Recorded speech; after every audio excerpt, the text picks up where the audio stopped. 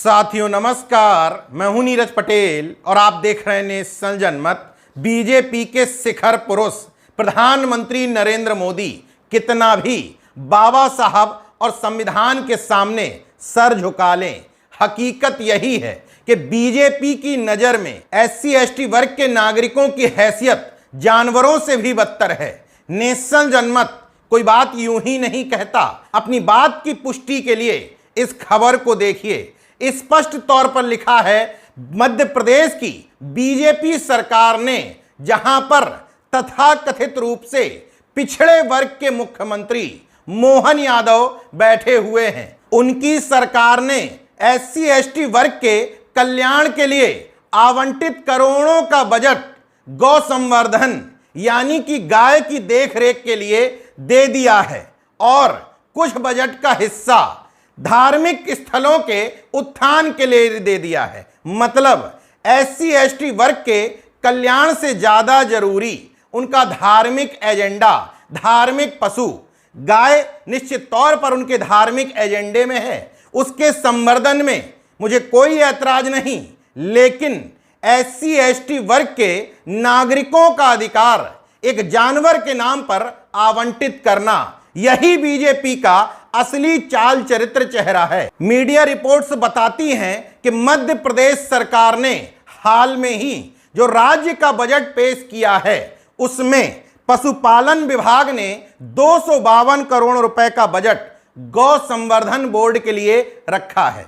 कोई आपत्ति नहीं, लेकिन उसमें से 95 करोड़ रुपए SC ST कल्याण की योजनाओं के लिए खर्च करने थे। वो 95 करोड़ रुपए गौ संवर्धन बोर्ड को दे दिए गए हैं। उसी तरीके से संस्कृति विभाग द्वारा 5 स्मारकों एवं मंदिर के निर्माण के लिए SC ST के फंड से 58 करोड़ रुपए दे दिए गए हैं। और इस फंड से बनेगा क्या? सलकनपुर का देवी लोक, राम राजा का महालोक, रामचंद्र वनवासी महालोक जैसी तमाम धार्मिक योजनाओं पर SC ST वर्ग के कल्याण के लिए जो पैसा खर्च होना था वो यहां खर्च किया जाएगा। यहां पर मुख्यमंत्री मोहन यादव सरकार से एक अनुरोध करना चाहता हूं कि SC ST वर्ग के वो लोग जो नितांत धार्मिक हैं, जो कावड़ यात्रा में बढ़ चढ़कर हिस्सा लेते हैं, उनके हिस्से का धन चाहे गौ संवर्धन में खर्च करिए,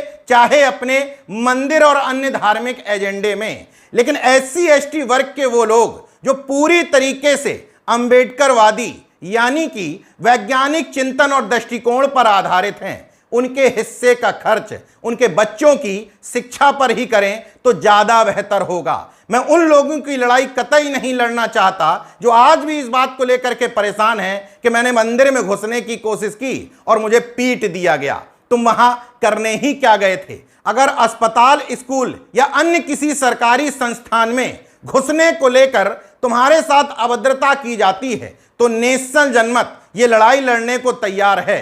मगर जहां पहले से पता है कि तुम्हारा कोई सम्मान नहीं, वहां जाकर के अगर धक्के खाते हो तो ऐसे लोगों के प्रति मेरी कोई सहानुभूति नहीं। इसलिए नेशनल जनमत कहता है कि आपके धार्मिक एजेंडे में शामिल SC ST वर्ग के हिस्से का धन कहीं भी खर्च कर दो, लेकिन जो लोग अपने बच्चों को पढ़ाना चाहते हैं, वैज्ञानिक और मानववादी दृष्टिकोण पैदा करना चाहते हैं, SC ST वर्ग के उन लोगों के हिस्से की हकमारी करना कहीं से भी संविधान सम्मत और न्यायोचित नहीं है। अब जरा सोच करके देखिए, जहां एक तरफ चंद्रशेखर आजाद जैसे जागरूक सांसद मोदी सरकार से यह अपेक्षा करते हैं कि वो अपने बजट में अलग से प्रावधान करे कि OBC SC ST वर्ग की योजनाओं के लिए इतना बजट आवंटित किया गया है और उसके लिए मॉनिटरिंग सेल का गठन करे। अगले बार बजट से पहले यह आकलन किया जाए कि पिछली बार इस वर्गों के लिए जितना बजट दिया गया था उसमें कितना अनुपालन और क्रियान्वयन हो पाया।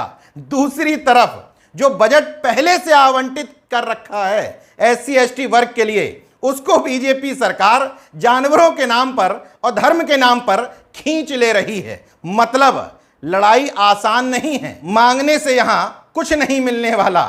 इसलिए हक और अधिकारों को संघर्ष के दम पर छीनना ही पड़ेगा। देखते रहिए नेशनल जनमत, जागरूक और सजग बने रहिए। जय विज्ञान, जय संविधान, जय लोकतंत्र। धन्यवाद।